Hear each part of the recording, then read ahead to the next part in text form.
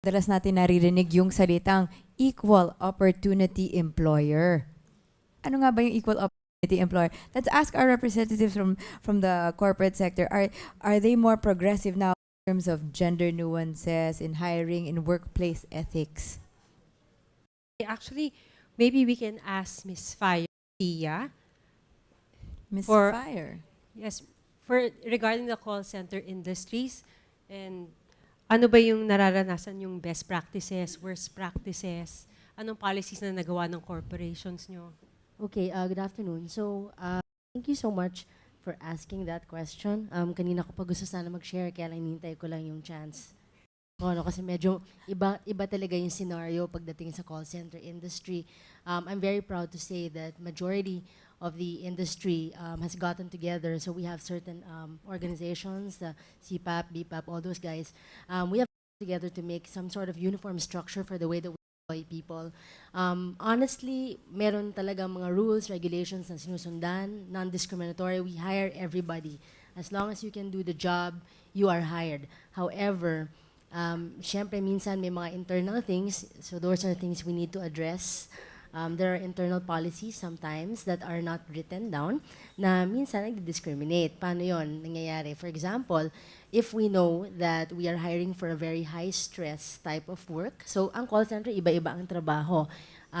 Para lang siguro ma-educate lahat ng tao, kasi pag sinasabi natin na call center, minsan ang iniisip o nagte-telephone, that's what you do. You operate the telephone, you answer calls, that's it.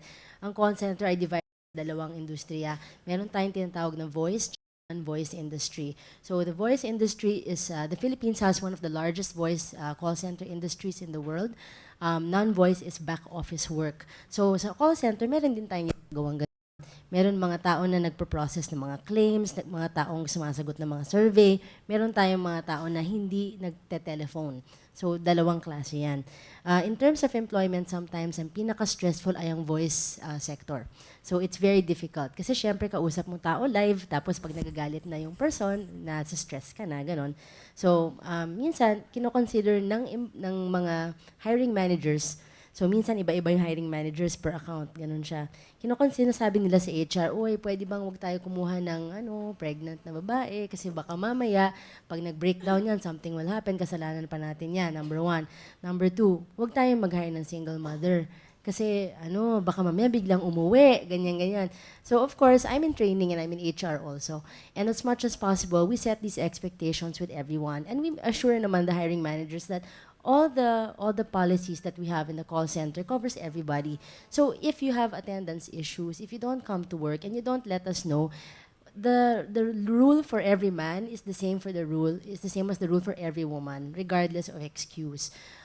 This is how we're trying to drive the equality in terms of hiring and training.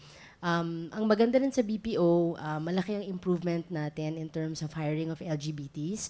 So just to address our LGBT population, maraming call centers, lalo na yung mga sabihin na natin very progressive call centers who have international exposure. We give a lot of attention to issues such as LGBT issues in the workplace. Some call centers have to work on it pa. The one that I work for now, kasi hindi kami masyadong big on diversity. So yung dati kong work, big on diversity kami. We celebrate Pride. We have women leaders who are lesbians. We have women leaders who are bisexual.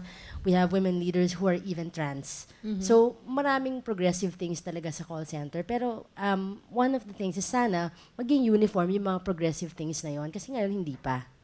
Fire, matanong lang kita, gaano kalaki yung call center industry para sa alaman natin? Ilan ang nai-employ sa sa bansa natin sa Sige. call center industry The call or BPO? center industry currently is the third largest employer, formal employer in the Philippines. So we have almost 10 million people in that sector. One of the reasons is because a lot of call center business kasi was pulled out from other countries and brought to the Philippines. And the sector is growing. Every year, we hire more than 1 million people to join the call center industry. Not everyone is fit for it, but everybody more or less can be trained to be fit for it.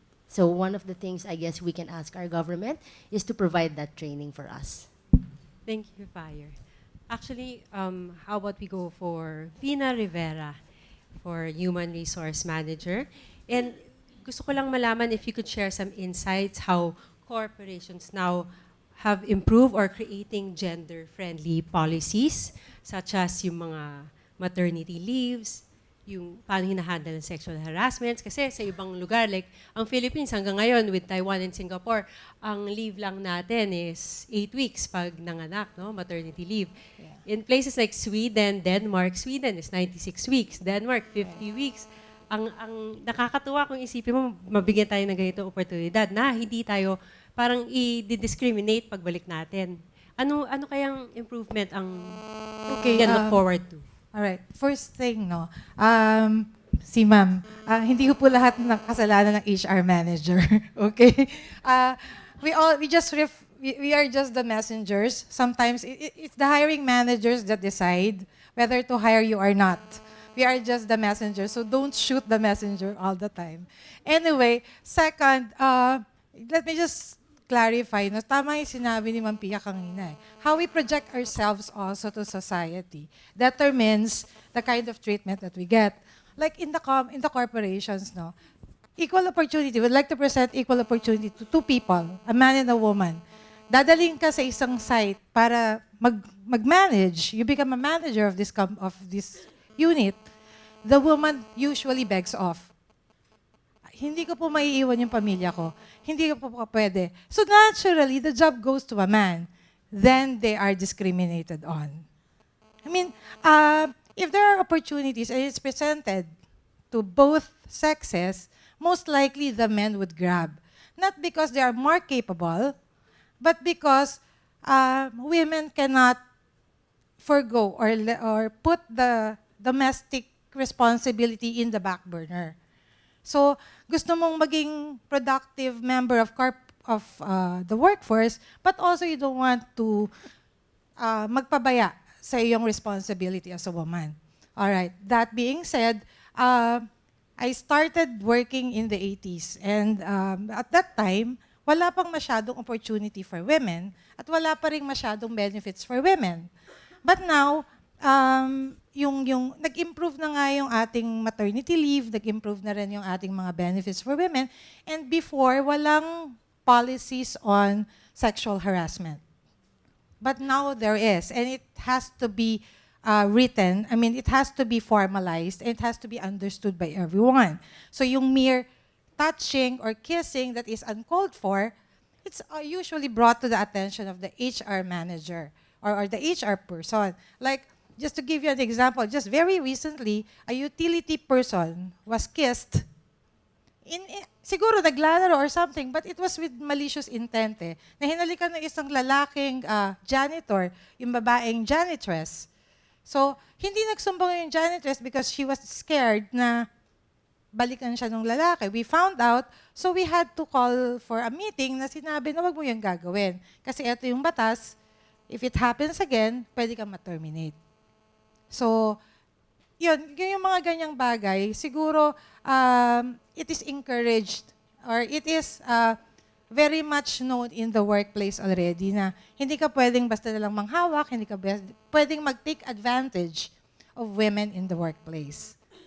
Bina, may tanong ako doon. Apa. Sinasabi mo kasi na yung touching inappropriately, paano naman yung even sa mga salita? Ang hilig natin mga Oh, Pilipino yes, sa jokes yes, tsaka yes. innuendos na sexually Yes. laced. Yeah. Kasama ba yun sa sexual harassment?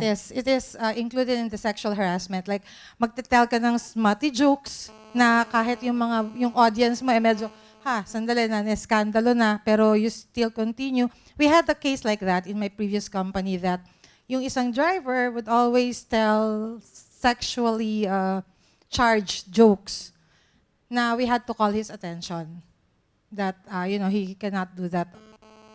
Well, whether or not accepted ng audience, hindi ka pwedeng magbiro. So that is included, ma'am. May kasamang yung touch, physical And verbal and yes. And even yung displaying of, let's say, magazines, yung mga, what do you call that? Porn magazines, you cannot bring those in the workplace or putting on yung sa desktop mo ng medyo hindi magandang pictures. What about yung men naman? What about me? I like to have porn on my table. Paano naman yon? Can I be can men say or file a case against me pag Well, ganon? men would Or enjoy it complain? definitely if they see porn on your table. I don't think they would mind. I don't think they would mind. But siguro men are more acceptable of these things because they are on the receiving end. I mean, Oo. it's beneficial to them than women. Or may reverse sexism ba? Is there such a... Meron din. Especially with, uh, meron din eh. Especially kasi yung women undeniably are charming by nature. And you can see it at the workplace that women use their charm. And if they could get away with it, I mean, they would use their charm endlessly. And so men do not complain. Why? Because again, they are in the receiving end of things. They benefit you being charming, but they say yes. And yun nga, siguro another side to it is like in sales, we would require, or it is an unspoken rule that you get women who are beautiful. Why? Because they sell more, because they convince more. Yun nga lang objectified. Pero Meron that's the din pala sa reality. side Yeah. na yon. Actually, I have to say something about that because we are just reinforcing that social structure na gagamitin lang talaga tayo, 'di ba? From our looks to yung sinasabing so-called charms or yung appeal, we don't need to use any of those. Yes, I know. I'm sorry, but it's not exclusive to women. When we hire male sales executives or sales agents, we also look for men who are good-looking. But I mean, yes, maybe it's a preference, but, But- it goes for both. Kasi Yeah. it's not, it's just not. It doesn't do it justice. It If does you not. want- It does not. If you want social justice and social I know, equality, I know. and you want people to respect you, diba? It goes for both. Yes. I don't want men to be subjected to that, yung mga patawa or yung mga pero pag naka, yung let's say that very popular Guadalupe ads that were with those athletes and Half-naked men. yes, and a lot of the other men actually complained. But up to now, we see all these half-naked women on Guadalupe, and it's okay. Diba? Pero nagre-react sila pag ganyan. It's just, I guess in the workplace, mas maganda at nakakatulong if we continue to destroy these parang patriarchal na system. Kasi, di ba, parang hindi siya nakakaangat sa isa. Kunyari, okay, hindi sexiness or beauty or ganyan, it doesn't make you empowered. What Yes. makes you empowered is Your talagang yung capability. So it's And- more of competency rin naman eh. It's It's- more of competency than your looks. it's a collective effort to fight for you to break down that stereotypes and gender biases and gender inequalities kasi bababa ang babae tapos hinihila pa natin yung mga standards pati sa lahat from children to men hindi lang talaga we mean it it's not about the men. It's just making more people informed that it's not right to have gender inequalities and biases. But it's more on the women. So I'm affected when nare-reinforce kasi siya with these little things that we let go. It's the everyday things minsan na akala natin ay normal o tinatanggap na lang natin na normal na nakaka-reinforce din pala nitong mga stereotypes na to. Babato ako ng question kay Miss Jean. Sa NGO sector, meron din ba tayong ganyang stereotypes na beauty or other kailangan pleasing personality? Ano ba? Parang hindi ko pa hindi pa natin naranasan. Meron ba?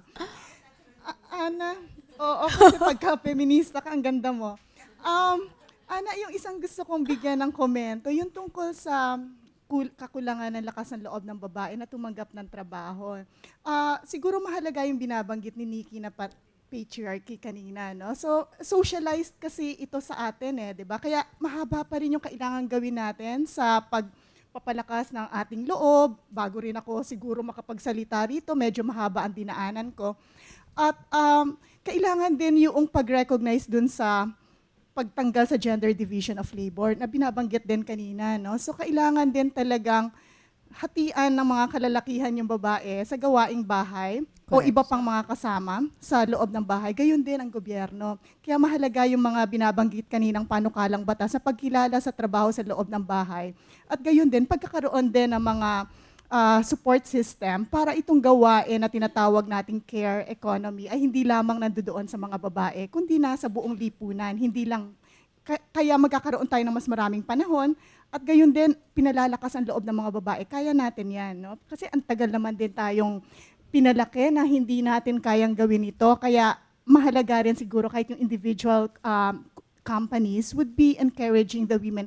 Ako nga, pabor ako sa affirmative action. Kung ito ay mas mahirap para sa mga babae, lalo na sa may disability, sa lesbiana at iba pa, kailangan paboran at bigyan sila ng mas maraming konsiderasyon kaysa sa mga kalalakihan.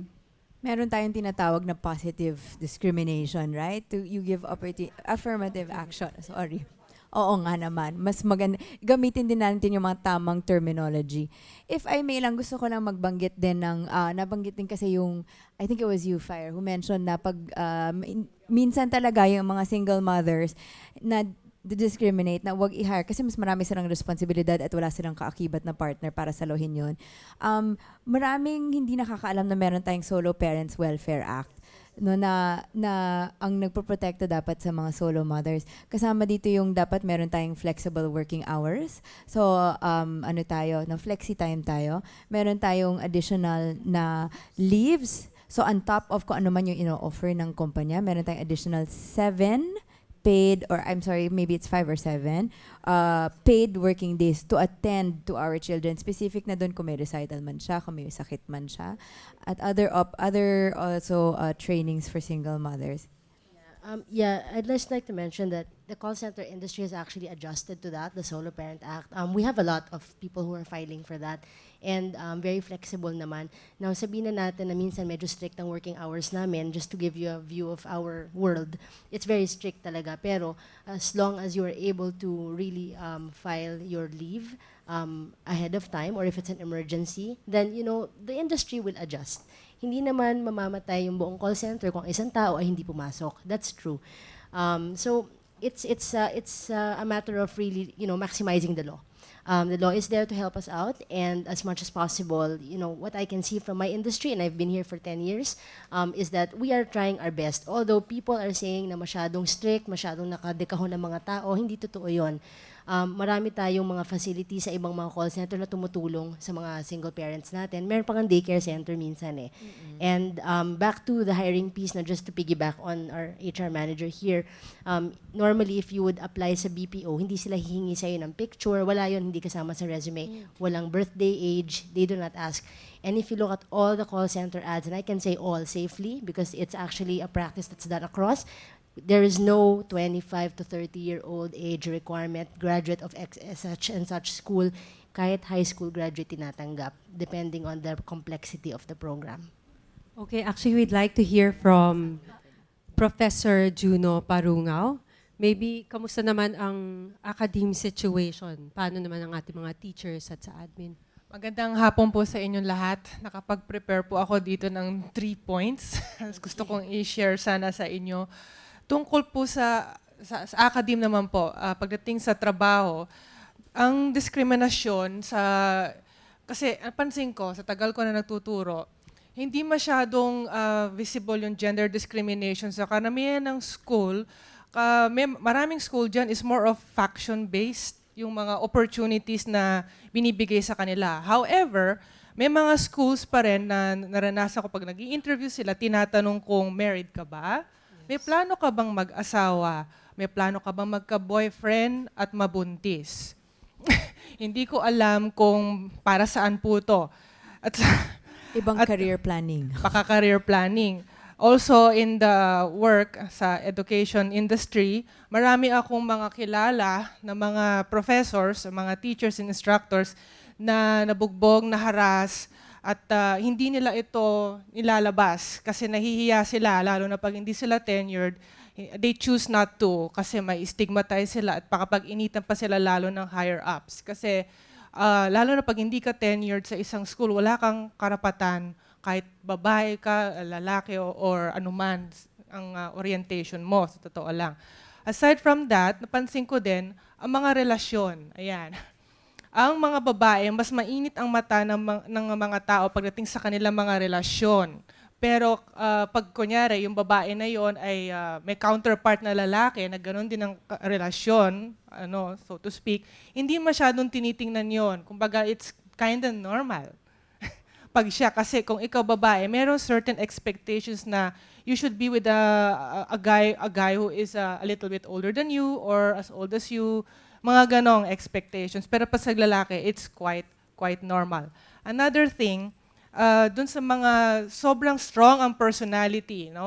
Actually, natuwa ako dun sa nyo, pinakita nyo kanina kasi sobra akong nakaka-relate doon. Pag masyadong strong ang personality mo, negang-nega ang perception sa image mo na actually, sabi ko nga sa kanila, kung itong personality ko ay ilalagay mo sa isang lalaki, okay lang ba? I think okay lang.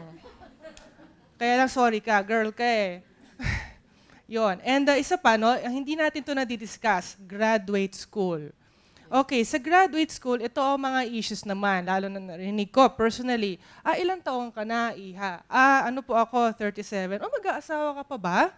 Kasi ba't ka nagdodoktor? Wala ka na makukuhang asawa niyan. Paano po kung wala po akong balak mag-asawa? Ay, hindi yung pwede. Teka lang, katawan ko to. Ayoko mag-asawa. Paano ka manganganak? Paano ko sabihin ko sa iyo na ayoko magkaanak? Isa pa yon. Yun ang another dimension ng discrimination na hindi natin nadidiscuss. Kasi bilang babae, kahit sa kapwa babae, ma-stigmatize kapag sinabi mo at dineclare mo sa mundo na, hey, okay lang ako, single, walang anak, okay lang. Oh, really? Okay lang. Pipilitin pa talaga nila, but you have a chance. You have, 3 more years before you're 40. Pero talaga, hindi ko po gusto.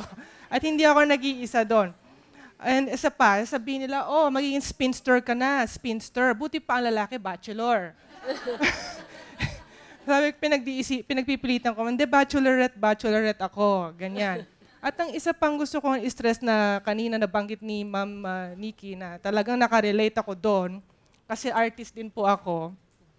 And meron akong na-encounter na gallery na sinabi sa akin na, bakit wag tayong kumuha ng mga babaeng painter kasi gusto ko simple lang. Kasi ang lalaki mag-paint simple lang, walang masyadong borloloy.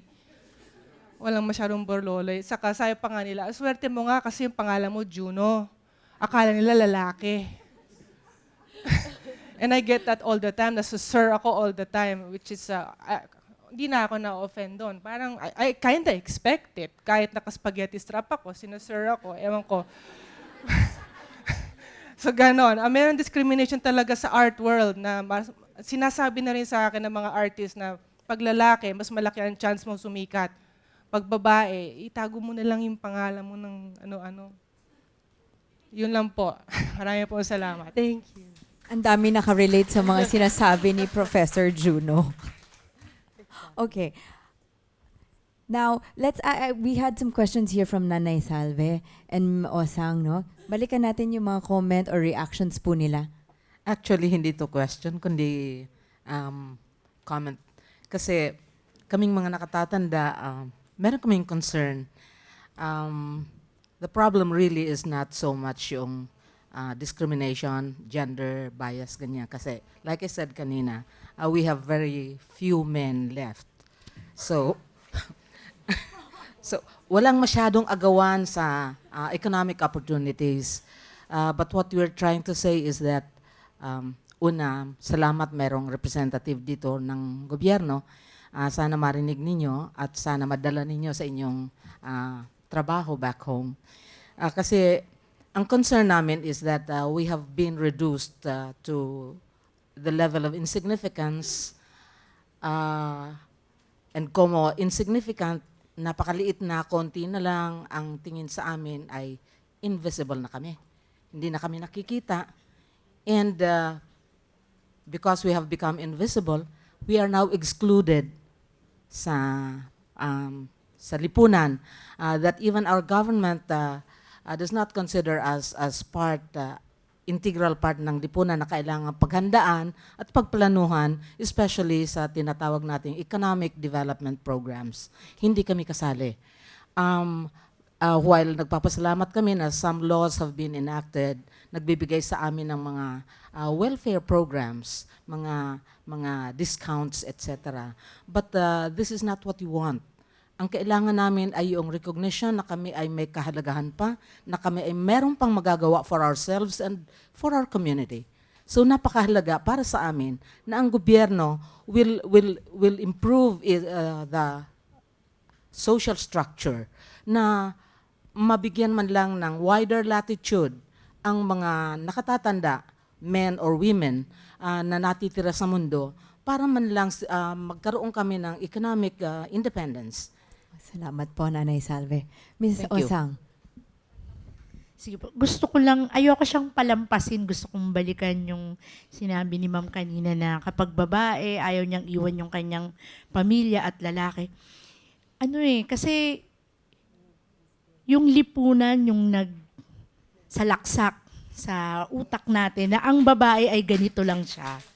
Pwede No. namang pareho silang Oo. Ibig ko sabihin, hati sa ng responsibilidad. balikan natin, malaking faktor yung tatlong bagay na institusyon sa ating lipunan. Ang simbahan, ang edukasyon, at ang pamilya. Pag pumunta tayo sa education, balikan natin ang mga textbooks natin. Ano yung nakalagay pag babae? Di ba ang nakasulat doon, laging nagwawalis, naghuhugas ng pinggan, naglalaba? Baka this time, kailangan na natin yung repasuhin din. Kasi wala naman sa curriculum natin na merong gender equality.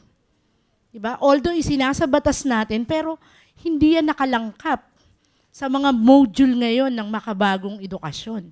So kailangan na rin natin yung sigurong tignan at seryosohin. Kaya ang dulo, ang babae, pag tinignan niya, ang babae, ang tingin niya sa sarili niya, hindi ko pwedeng isakripisyo ang pamilya ko kasi mawawasak to, mawawalan ako ng pamilya. At isang bahagi pa dyan, yung kultura natin na tayong mga Pilipino, likas tayong mapintasin.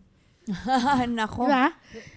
Kasama yun dun na kapag ka wala kang asawa, pagchichismisan ka, walang asawa. Pag meron ka namang asawa, pagchichismisan ka pa rin. Pag babae ang kapareho mo, ganun pa rin yung pananaw sa'yo. So, kailangan talaga yung mahalagang institusyon sa ating lipunan, tignan din natin na malaking faktor para kung talagang gusto natin na kilalanin ang babae bilang produktibo sa ating lipunan. Siguro may dapat gawin. Napakaganda nga ng sinabi ni Nanay. Nandito si Senator Pia Cayetano na siyang magdadala ng mga boses ng mga kababaihan mula sa komunidad at sa iba pa. Actually, diba? In short, that's just social conditioning. Na talagang, Social in short, conditioning. diba? At yung social conditioning, manggagaling sa bawat isa. Sa atin, the way we project ourselves, the way we allow or accept certain things as normal, manggagaling din sa atin yung social reconditioning na kinakailangan. Ang dami natin na pag-usapan, Nikki, Maria, ang dami natin na pag-usapan. At ngayon, kulang parang oras natin, pero we have to wrap up. And I will ask now our panelists, starting with Beth. What is your hope for the women workers of the Philippines, and what is your vision for finally achieving gender equality in the workplace? Lalim naman ang tanong. Hindi. What I gathered from this afternoon's, from the forum, no, I think the task before us is to continue breaking boxes. Breaking boxes because all parts of our lives as women, we have boxes that actually limit us. No? Kung ikaw ay manggagawa, ikaw ay merong dekahon na dapat ikaw ay ganito, ikaw ay ganon. Kung ikaw ay may bahay, kung ikaw ay nasa pamilya, kailangan magaling ka maglaba, magluto, etc. Diba? Kung ikaw naman ay manggagawa sa informal sector, nakatali ka sa pagtitinda ng ganito, our world remains to be highly gendered. Yun. And these are the boxes that we need to break so that what we call sexism will be neutralized. No? Because For as long as we always operate, kahit manggagawa tayo, kahit tayo ay nasa opisina, for as long as we keep on operating within the boxes that are imposed on us, then we will always go back to the basic issues, which is equality, which is equity, which is, recognizing women, yung pagkilala sa mga babae bilang tao, kapantay ng kahit na sinong tao. Yung pagkilala sa bawat isa, lesbiana man, o bakla man, o kung bisexual man, bilang tao. Primarily bilang tao. At wala yung ibang mga kahon na naglilimita sa atin. Sorry, I went beyond the workers thing. But I think it's the most basic thing that we have to do. Break boxes. And laws can help. Makakatulong ang batas, but we need to help ourselves. Tayo rin dapat yung nagsisimula sa ating pamilya. Tuwan-tuwa ako sa mga sinabi mo na doon sa kung paano ang mga kababaihan ay kinakahon. At yun yung dapat nating lagpasan. Hindi lang batas ang pag-asa natin. Ang pag-asa po natin ay yung tamang kamulatan. Ang pag-asa po natin ay yung pagpapahalaga sa bawat isa. May batas, magagamit natin. Walang batas, isusulong natin kung ano yung kailangang isulong. Para sa ganon, ang Pilipinas in the future ay totoong magkaroon ng pagkakapantay-pantay. Salamat, Beth. Sa breaking boxes, breaking labels and stereotypes. Luvi. Yan, nasabi na ata lahat ni Ben. Sa akin naman, ang hope ko is that we really have good policies. We have enough of good policies and programs na kailangan lang i-implement ng maayos sa level ng mga local governments, so where communities of women can access. On the other hand, gusto ko rin makita that the women on the ground, lalo na yung mga grassroots natin, will also be assisted or empowered to make demands that these programs and these services be given to them. Yun lamang po. Thank you, Luvi. And Jean, I'll go to you.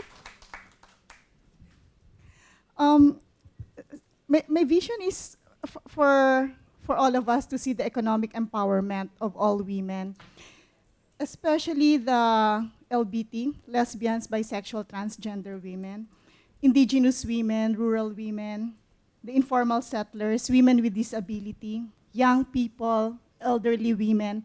And I'm so happy that Rappler made them more visible today in this forum, and I hope that we can do more fora like this.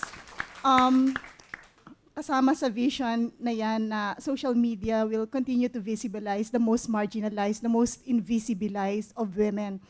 Sana umpisa pa lang ito kasi hindi natin laging nakikita, lalo na wala silang access sa rural areas o yung walang pera, wala ring access sa internet kahit maraming libreng wifi. Pero tayo sana na may access, yung may power sa media ang makapag-visibilize sa kanila. Maraming salamat. Thank you. Riza, when we hear from you, please. Actually, meron ako sanang 5 gustong i-share kanina, lalo na nung nagkatinginan tayo, Ana, dun sa punto tungkol sa mga kabaro nating solo moms. Correct, And lahat naman ng correct. solo parents. Pero para siguro i-telescope yung 5 thoughts ko kanina dun sa tanong nyo about what's my hope as one of the women in this room for women who work. And actually, there's no woman who doesn't work. Everything we do is work.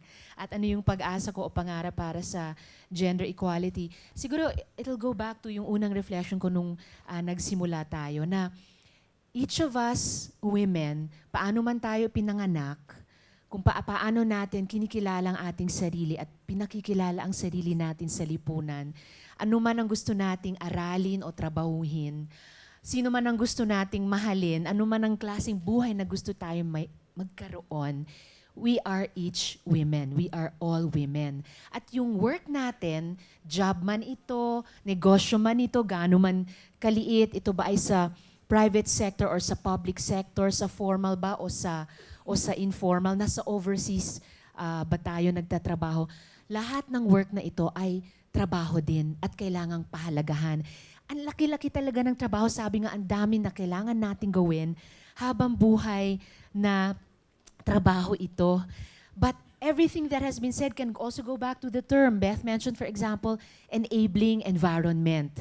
Ang daming sitwasyong pinag-usapan, we're struggling with them. Ang gobyerno may kailangang gawin to create an enabling legislative and policy or program environment. Ang private sector, kailangan talaga to meet women halfway more, whether it's breaking the glass ceiling sa mga kumpanya, where kahit middle management, dumarami na o karamihan na daw ay babae, sa top level, napakakonti pa po. Dun sa mga kabaro natin na manggagawa, we've all heard the horror stories about last hired, first fired, o kaya lay down or lay off. Sa sitwasyon ngayon na contractualization galore, gaya ng sinasabi ni Jean, isa sa pinaka-vulnerable talaga ang ating mga kabaro. And so many other situations na pinag-usapan natin ngayon. So, I join my voice to Jean's na maraming salamat sa Rappler for posing a wide-ranging set of hard-nosed and very moving questions. And I hope that these questions go out to society at mag-bounce back ito from a lot of participants even beyond this hall and in the days to come. Salamat. Thank you, Riza. Senator Pia Cayetano, may we have the last word from you, please? I'd like to emphasize that pag pinag-uusapan natin yung empowerment ng women in the workplace or wherever in society, in the homes, we must remember that when we speak of equality, it is not equality meaning being identical, being the same. What it means is equal opportunity.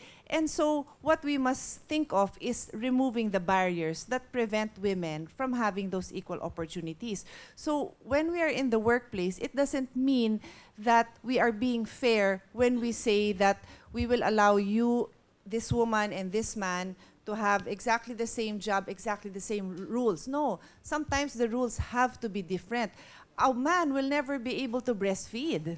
Never, no matter what you do. Although some claim, but I don't believe, I have yet to see that. But so in that sense, the rules will never be the same. So that is where society, and this is where women in HR, women in leadership roles, the managers, the supervisors must step up and say, we must change the rules. We must bend the rules to ensure that these women have equal opportunities. If this woman is a single woman, or if she has 3 children, or if she has an elderly parent, then we must change the rules to accommodate the fact that in this age, women will be in the workplace. This is not the age where the reality was women were at home in the caves and men were out killing the boars, the buffaloes, or whatever.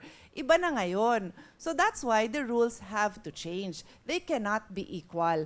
They will change to accommodate the place of women in the front rows, the place of women on the podium, in the executive office, in the corner office. Ganun yun. Kailangan talaga magbago at wag tayong matakot na humingi ng pagbabago. And for the mothers, the grandmothers, the aunts, do not ever hesitate to engender the young boys in your family.